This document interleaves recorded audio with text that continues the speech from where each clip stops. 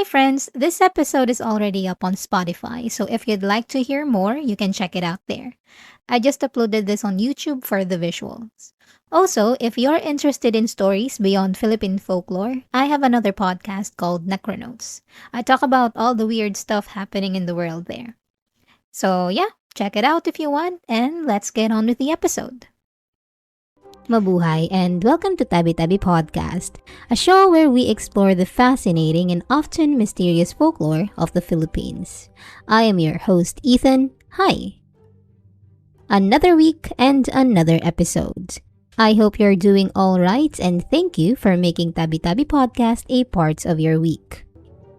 In the rich history of Philippine folklore, there exists a peculiar and somewhat spooky creature known as the MUMU. Often likened to the Western Boogeyman, the MUMU is a creature that has lurked in the corners of Filipino children's imaginations for generations. As shared by Belal Wang on the website folklore.usc.edu, an informant vividly recalls how their mother used to invoke fear by recounting tales of the MUMU. According to their account, the MUMU was portrayed as a menacing creature, ready to seize any misbehaving child in the dead of night. It was described as a small monster, resembling a feline in some aspect, with an uncanny ability to discern when children were up to no good. The MUMU, they were told, kept a watchful eye on kids who defied their parents' instructions by staying awake or engaging in activities that they shouldn't. And as the story goes, if a child dared to engage in such bad deeds, the MUMU would materialize at their doorstep come bedtime with the sinister intention of taking them away. Now, this perspective or this version of the MUMU is quite different from the one I grew up with.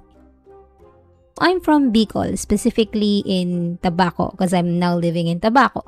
The MUMU, as recounted by my grandparents and numerous elders in our community, or at least the ones that I've talked to, the MUMU is usually regarded as a ghostly entity. So it's not some creature, it's a ghost for us. At least what I've been told. And although it remains somewhat uncertain whether they are restless spirits or simply wandering souls, they are undeniably ghosts according to our local beliefs. But according to the Aswang Project, the concept of the MUMU in Philippine folklore takes on diverse forms depending on the region, and I just learned about that when I started researching about this creature. In the Aswang Project's article titled MUMU, Judgment, Fear, and the Philippine Boogeyman by Jordan Clark, they said that in its most basic essence, the MUMU is a malevolent spirit that hides in the shadows, poised to snatch children away from their families. However, the definition of MUMU varies significantly from one region of the Philippines to another.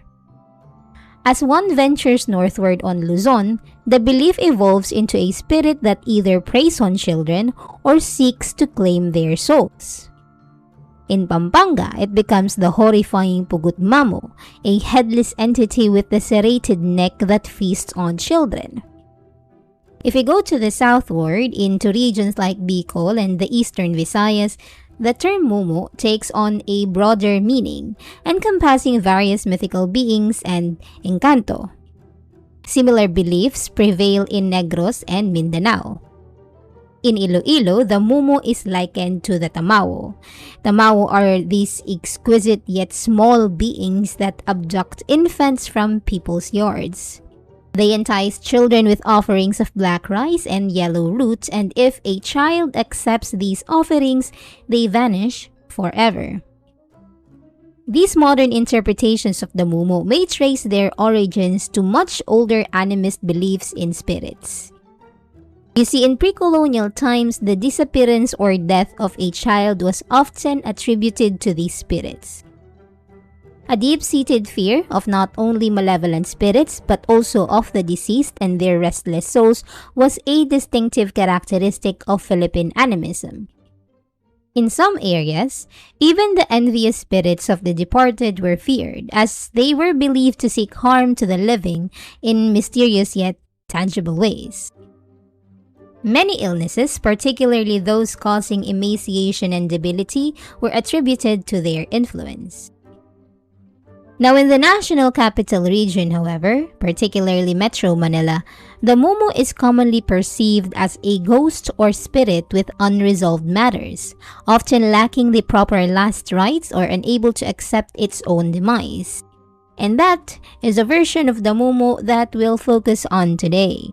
Not the creature, the small creature that wants to harm children, but the ghostly one, because that's what I'm leaning towards. That's what I knew, and there is quite a few information about the other version, which I need more time to, research on.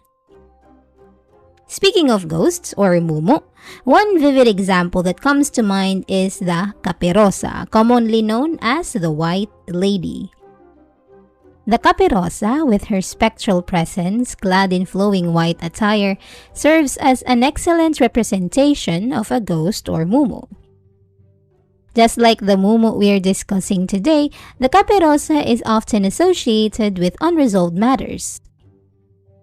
But first, let's clarify what ghosts are. According to Britannica.com, a ghost is the soul or specter of a departed person, often believed to reside in the netherworld with the capacity to return in some form to the realm of the living. Descriptions and depictions provided by believers suggest that a ghost may manifest as a living entity, a hazy semblance of the deceased, or at other times, in mysterious forms.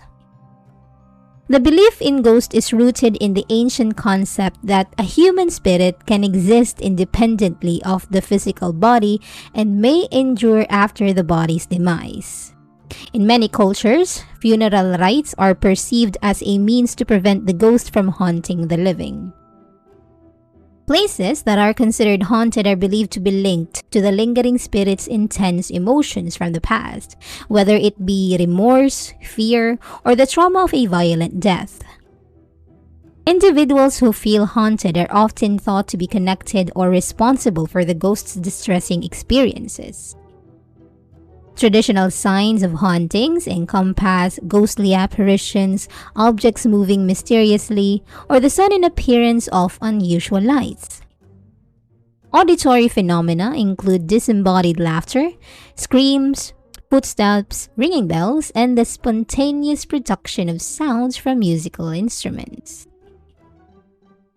In various cultural and religious beliefs, there are different types of ghosts or spirits, each with its own characteristics and purposes, and here are some types of ghosts found in folklore and mythology. First, we have residual ghosts. These are often considered recordings of the past events or emotions imprinted on a location or object. They are like playback loops, repeating the same actions or scenes over and over again. Residual ghosts are not interactive and are unaware of the living. The second one, we have the intelligent ghosts.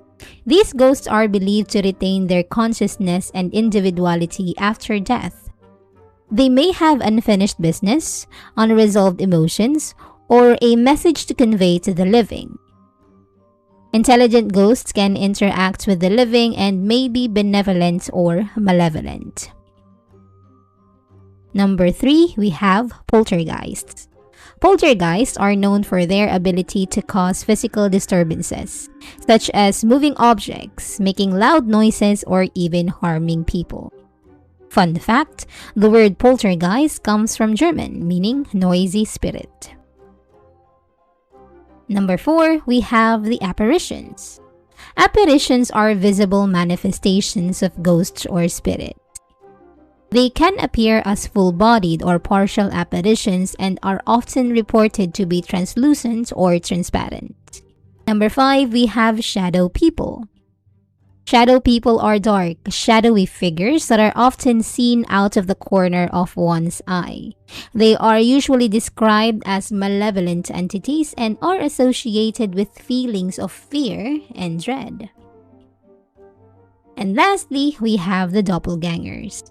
Doppelgangers are exact duplicates or lookalikes of living people. Seeing one's doppelganger is often considered an omen of impending death or bad luck. As for how a person becomes a ghost, obviously one has to die. But what I mean here is, as for how these ghosts still appear in the world of the living, it varies across cultures and religion. Some common explanations include that they have unfinished business. The soul of a person may linger on earth if they have unresolved issues or unfinished tasks that keep them from moving on the afterlife. They could also have these traumatic or sudden death. In some beliefs, individuals who die suddenly or experience a traumatic death may become ghosts because their souls are caught off guard and cannot move on.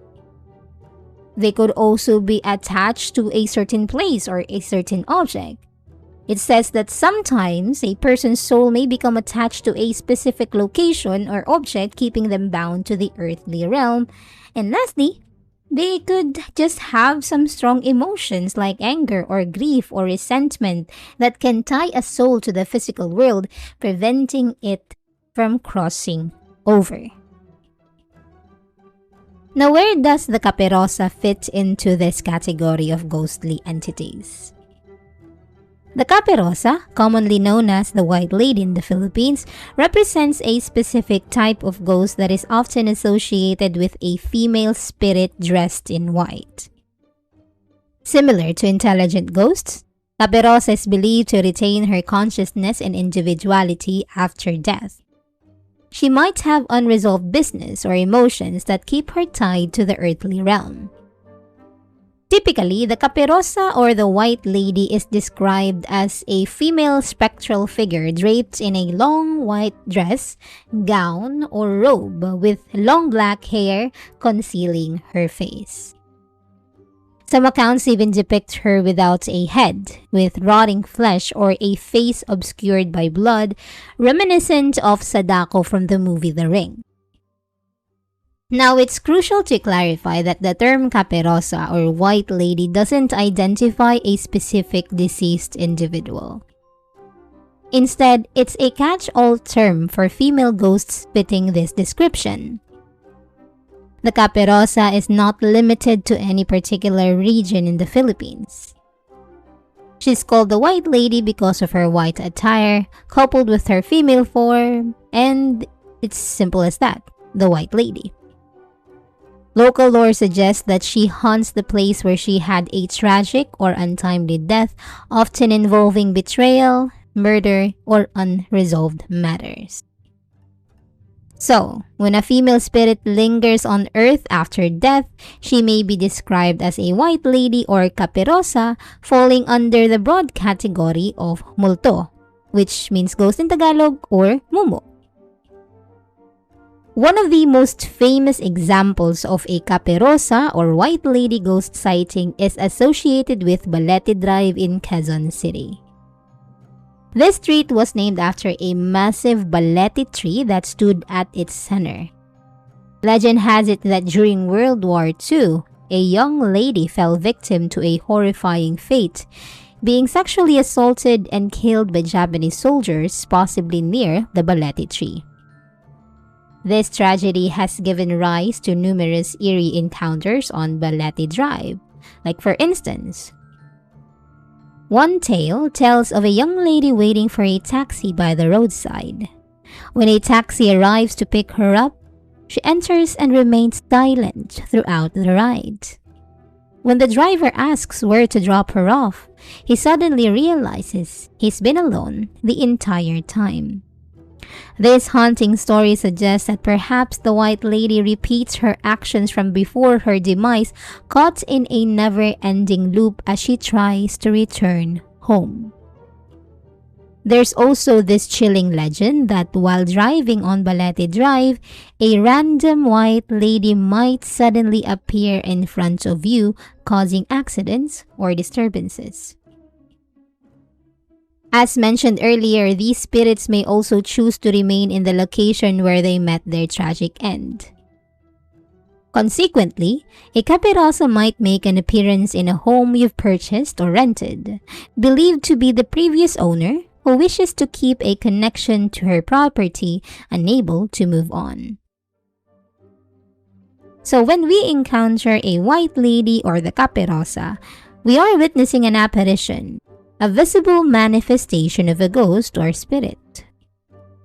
So while the term mumu might encompass a broader spectrum of ghostly entities in Philippine folklore, the kaperosa with her iconic white clothing stands out as a well-known and distinctive representation of a ghost or mumu.